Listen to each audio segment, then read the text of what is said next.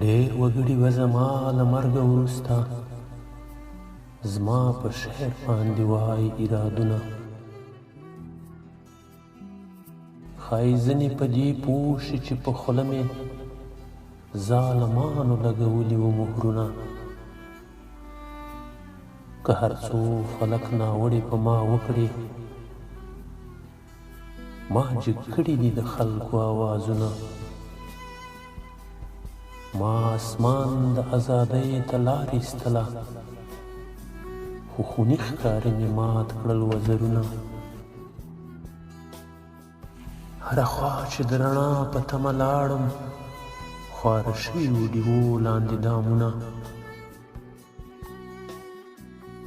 لاس مې جګ کړ د درمن د سر ساتو ته، که هر څو یې راځپلي وو لاسونه. هر اواز مې د مظلوم د سر سپر شو، هر یو بیت مې د محروم د زړګي خونه. زما هډوکي به لا فخر کړي په ګور کې، ومې نه لیکل د سپیو صفتونه. د حرمان په لمبو وسم خو ټیټ نه شم، ومې نه کړل مغرورانو ته عذرونه.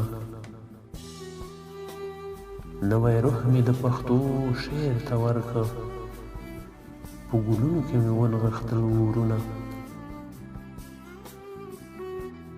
تر کلو کلو به خیژي زما له شعره د شهیدو تکلونو فریادونه.